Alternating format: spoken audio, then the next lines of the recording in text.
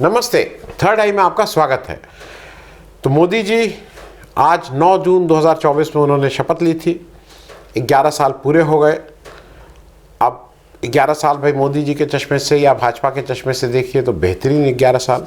मैं कुछ ऐसे एक जनरल, क्योंकि देखिए आज से 11 साल पहले 10 स्कूल थे, आज 100 स्कूल हो गए। आज से 11 साल पहले 5 किलोमीटर सड़क थी, अब 50 किलोमीटर सड़क हो गई। मैं उस आंकड़ों में नहीं जा रहा हूँ, क्योंकि स्टैटिस्टिक्स एक ऐसी चीज़ है जो आप किस तरह से पेश कर रहे हैं उसके हिसाब से वो कम ज़्यादा हो सकती है। मैं थोड़ी मोटी बातों पे आपसे बात कर रहा हूँ, जिसका कोई पैमाना, मतलब जो जनरल पैमाना तो है, लेकिन उन पैमानों पे पिछले साल का 11 साल का जो रूल है, जो देश में सरकार है, उसमें मुझे और जिस समाज में मैं घूमता हूँ उन लोगों को कैसा लगता है, मैं उस पर आज थोड़ी आपके साथ चर्चा कर लूँ। तो सबसे पहली बात यह है कि जो इस देश का जो पहली चीज़ आती है वो मेरे ख्याल में भारत का वो लोकतंत्र की बात आती है। क्योंकि लोकतंत्र, आज़ादी के बाद जो सबसे बड़ी बात हुई इस देश में वो लोकतंत्र था। लोकतंत्र में हर व्यक्ति का, मतलब देश आज़ाद होने के बाद हम लोग शायद बिरले लोगों में हैं कि जिनको पहले दिन से, देश की आज़ादी का पहले दिन से सबको बराबर का मताधिकार का वो मिल गया। अब देखना यह है कि वो लोकतंत्र जिस नज़र से मैं देख रहा हूँ वो मजबूत हुआ है क्या कमज़ोर हुआ है। उसका एक पक्ष यह है कि लोकतंत्र की जड़ें बहुत गहरी हैं।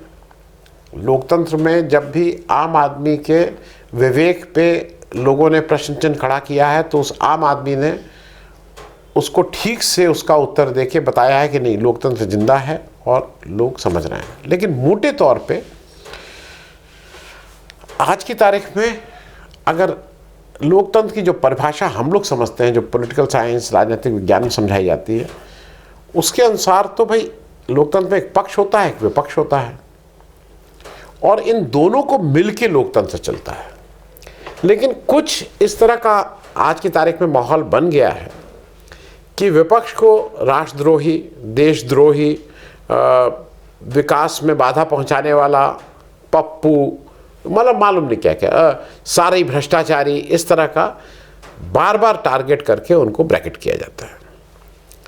जनरली तो भाई भ्रष्टाचारी जो सरकार में रहता है उसकी तरफ आरोप लगते हैं। पुराने दिनों की अगर आप बात करिए तो जो सरकार में रहता था आरोप भ्रष्टाचार वही कर पाता था। भाई रुपया पैसा तो उसके पास है, ठेका पट्टा तो वो देगा। लेकिन पिछले 10 से 11 वर्षों में आपने देखा कि अब भ्रष्टाचार का आरोप विपक्षी पार्टियों पे ज़्यादा लग रहा है, किसी को ईडी, किसी को वो। मतलब मैं इसलिए इस बात को कह रहा हूँ कि ये जनरल धीरे धीरे आपकी साइक चेंज कर दी गई है। जितना प्रधानमंत्री की अहमियत है, मैं उतनी तो नहीं, लेकिन उससे बहुत ज़्यादा कम भी नहीं लीडर ऑफ ऑपोजिशन की अहमियत है। लोकतंत्र के मूल की जब मैं बात कर रहा हूँ, अब जब लोकतंत्र के मूल की बात हो रही है तो उसमें बहुमत और बहुसंख्यक की भी बात हो रही है।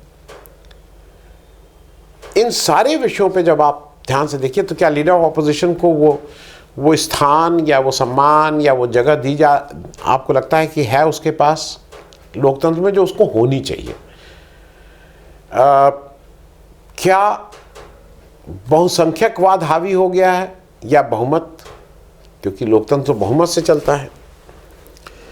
इसी से रिलेटेड, इसी लोकतंत्र का एक और हिस्सा है जो हमारे यहाँ पार्लियामेंट्री डेमोक्रेसी की बात होती है, हमारे यहाँ फेडरलिज्म की बात होती है, राज्यों का गणराज्य।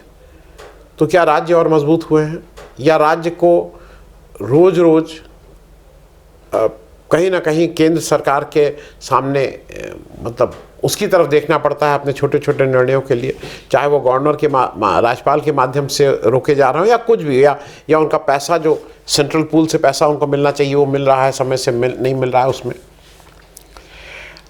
अब दूसरा जो मुझे लगता है लोकतंत्र के बाद मेरे हिसाब से जो दूसरा सबसे बड़ा, संविधान।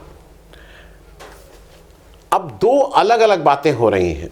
जो हमारा संविधान है वो हमें बहुत सी ताकत देता है। वो हमें मतलब मेरा राइट टू फ्रीडम है, राइट टू स्पीच है, राइट टू एजुकेशन है, राइट टू फूड है, मेरे बहुत से अधिकार मुझे प्राप्त होते हैं मेरे कॉन्स्टिट्यूशन से। क्या आज की तारीख में आप खुद ही इसका आंसर दीजिए कि जो आपका संविधान है वो अंडर थ्रेट है? क्योंकि कहीं ना कहीं अब बात शुरू हो गई कि ये संविधान ठीक नहीं था। दोनों अलग अलग चीज़ें हैं। संविधान ठीक नहीं था और संविधान, क्योंकि वो बदमाशी ये की जा रही है कि संविधान ही को डिस्क्रेडिट करो, तो संविधान क्या अंडर थ्रेट है? क्योंकि 2024 के चुनाव के रनअप में तो था ही कि अगर 2024 में 400 पार हो जाएगा बीजेपी का आंकड़ा तो संविधान बदलेंगे, ये तो कहा गया था। और उनके बार बार उनके मंच से अलग अलग नेताओं ने अलग अलग जगह पे कहा। अब मैं जरा एक चीज़ और समझूं, इस पूरे लोकतंत्र संविधान में एक अहम रोल है संस्थाओं का, इंस्टीट्यूशंस। एक इंस्टीट्यूशन की बात करेंगे, उसी से बहुत सी चीज़ें साफ हो जाएंगी। इंस्टीट्यूशन मजबूत हुए हैं या कमज़ोर हुए हैं, ये आप अपना असेसमेंट करिए। किसी को अपने घर में करिए, अपने आप से पूछिए, और किसी से बहस के लिए ये नहीं है। मैं सिर्फ इन क्वेश्चंस को रेज कर रहा हूँ और ये चाह रहा हूँ कि आप भी इस पे अपने विचार करिए। इस संस्थाओं में जो मेरे हिसाब से जो सबसे पहली संस्था, देखिए संविधान में तो 3 आर्म्स हैं, विधायिका, कार्यपालिका और न्यायपालिका। लेकिन जो इंस्टीट्यूशंस हैं उसमें मेरे हिसाब से इस लोकतंत्र को मजबूत रखने के लिए एक इम्पॉर्टेंट रोल चुनाव का है। और चुनाव को ठीक से कराने के लिए जो एक जो संस्था है उसका नाम है चुनाव आयोग। तो क्या इलेक्शन कमीशन अब ज़्यादा मजबूत हुआ है पहले के मुकाबले या कमज़ोर हुआ है? क्या ज़्यादा ट्रांसपेरेंट है? क्या लोगों को का उस पर ज़्यादा विश्वास है? क्या वो जब इलेक्शन होता है तो लेवल प्लेइंग फील्ड प्रोवाइड कर पाता है? मतलब जितने पक्ष विपक्ष जो भी पार्टीज़ हैं उनको एक समान धरातल पे खड़े होकर एक समान तरह से उसका ट्रीटमेंट होता है? ये आंसर आपको देना है। अब चौथी बात कर लें, अभिव्यक्ति की आज़ादी। मेरे हिसाब से जो सबसे बड़ा एक कुछ थ्रेड जो पहले हिंदुस्तान के 2-4 चीज़ों में जो मेरे हिसाब से वो है, वो अभिव्यक्ति की आज़ादी पे है। आप क्या बिना डरे, बिना कुछ खतरा मोल लिए क्या आसानी से अपनी बात कह सकते हैं? क्या प्रेस प्रश्न पूछ सकता है? क्या देश के सर्वोच्च पद पर बैठे हुए व्यक्ति प्रेस कॉन्फ्रेंस करते हैं, लोगों के सवालों के जवाब देते हैं? मोनोलॉग की बात नहीं कर रहा हूँ, मन की बात नहीं कर रहा हूँ। क्या वो आके सामने बैठते हैं और कहते हैं भाई आप लोग प्रश्न पूछिए, मैं आंसर देने को तैयार हूँ? क्योंकि अभिव्यक्ति में क्या हो गया, प्रेस अब क्या हो गया है, प्रेस सूचना देने की जगह अब धीरे धीरे वो सरकार का जनसंपर्क कार्यालय हो गया है, सरकार के पब्लिक रिलेशंस डिपार्टमेंट हो गया है। ये हम लोगों ने देखा। प्रेस का क्या काम जनसंपर्क कार्यालय होना है या प्रेस का काम सूचना देना है, उसकी एनालिसिस करना है, अच्छे बुरा उसके विवेक के अनुसार उस पर बात करनी है? क्योंकि एक इंपॉर्टेंट चीज़ है, रूल ऑफ लॉ है कि रूल बाय लॉ है। कानून के अनुसार चीज़ें चलेंगी या कानून से चलेंगी? क्योंकि अगर रूल बाय लॉ है तब तो जो हो रहा है वो ठीक ही है, इसको मारो, उसको पीटो, इसको जेल के अंदर डालो, इसको बाहर करो, ये सब तो रूल बाय लॉ इंपॉर्टेंट है कि रूल ऑफ लॉ इंपॉर्टेंट है? क्योंकि मैं एक और, क्योंकि जब मैं इसको ऐसे स्क्रिबल कर रहा था मैंने सोचा कि एक वर्ग को और हम लोगों को छूना चाहिए, किसान आज से 20 साल पहले, आप लोग गांव में बहुत से, इसमें से ज़्यादा लोगों का गांव से रिश्ता होगा।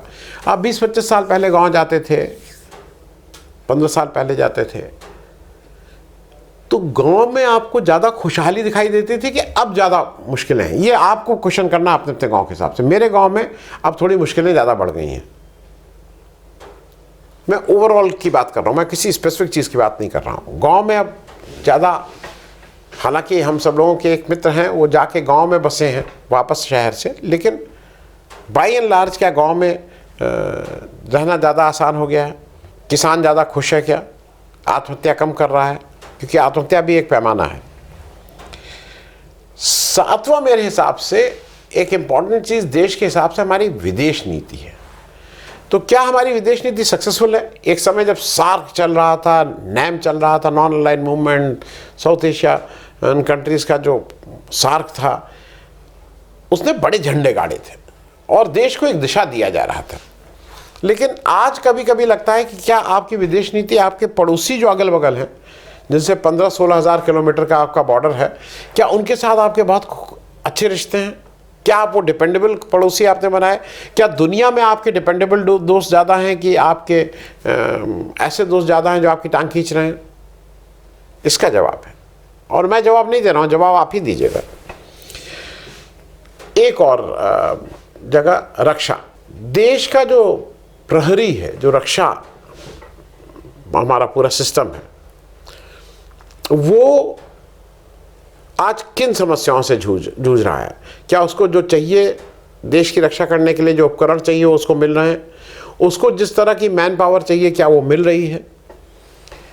सेना का एक मतलब, मैं हरदम था सेना सैक्रोसेंट थी, उसको बाकी रोज़मर्रा की पॉलिटिक्स से मतलब नहीं था, लेकिन क्या अब सेना की तरफ से कुछ अपनी, मतलब इसको कहते हैं ना, पॉलिटिकल मास्टर्स अपनी जान बचाने के लिए या उसके कंधे पे रख के बंदूक चला रहे हैं? ये चला रहे हैं तो कितना ठीक है, कितना नहीं ठीक है? एक जगह और हम लोगों को बात करनी चाहिए, वित्त और वाणिज्य। हम कहने को कभी चौथी दुनिया की सबसे बड़ी इकॉनमी बोलते हैं, कोई कहता है नहीं चौथी नहीं पांचवी, जो भी हो, चौथी पांचवी कुछ हो। क्या हमारा वित्तीय प्रबंध ठीक है? क्या हमारा वाणिज्य जो है, जो बैलेंस ऑफ ट्रेड है, वो ठीक है? क्या हम चाइना से ओवर डिपेंडेंट हैं इंपोर्ट करने में? ये भी सोचने वाली बात है। तो इस मेरे हिसाब से वित्त मंत्रालय ने जो नोटबंदी की थी, द फेमस नोटबंदी मोदी जी ने की थी, जो हमारे जो वित्तीय जो भी चीज़ें, आंकड़े हैं, क्या वो पहले से बेहतर हैं? एक और बात कहना चाहूँगा, रोज़गार और खुशहाली, क्योंकि ये these go hand in hand. क्या सब बच्चों के पास रोज़गार है? क्या बेरोज़गारी कम हुई है? क्या बेरोज़गारी बढ़ी है? क्या लोग संतुष्ट हैं या खुश हैं? संतुष्ट से ज़्यादा खुश हैं तो कितने परसेंटेज खुश हैं?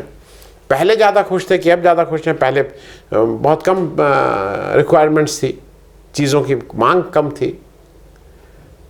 तो ये भी एक एड्रेस करना है कि पहले रोज़गार, खुशहाली, इन सब की वजह से चीज़ें आसान थी कि अब 11वीं चीज़ जो मुझे लगती है कि कॉम्युनल हार्मनी, भाईचारा, आपसी सौहार्द, इसमें हम बहुत ख़राब हो गए हैं।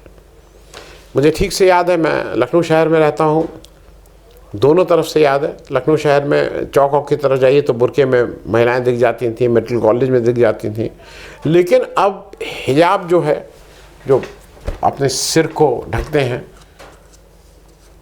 वो रोज़ दिखाई देता है। अब गमछा, जो भगवा गमछा है, वो रोज़ दिखाई देता है। अब टीका जो बड़ा सा है जय श्री राम कहने के लिए जिसकी ज़रूरत होती है, वो दिखाई पड़ता है। पहले आपको दिखाई पड़ता था? ये खुद से पूछने वाली बात है।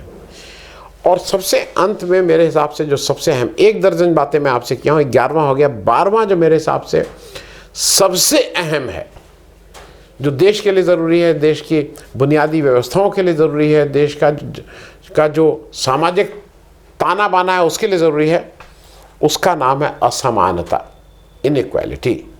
क्या हमारे यहाँ की इनइक्वालिटी, असमानता बढ़ी है या कम हुई है? अगर आज से 40 साल पहले फ्यूल की कीमत 100 रुपये, एमडी साहब की कीमत की तनख्वाह 1000 रुपये, तो क्या over a period of time अगर एमडी की तनख्वाह 10,000 से 1,000 से बढ़ के $1,00,000 हो गई है, तो क्या उसी प्रोपोर्शन में, मैं इसलिए बोल रहा हूँ कि क्या उसी प्रोपोर्शन में गरीब आदमी की तनख्वाह बढ़ी है? जब मैं कह रहा था तो उस प्रोपोर्शन में नहीं बढ़ती हुई दिखाई दे रही है, क्योंकि ये मैं बात इसलिए से कह रहा हूँ समानता की, कि यहीं से एक आप कितने सुरक्षित हैं, कितने वो हैं, ये सब चीज़ें रिलेटेड हैं एक दूसरे से।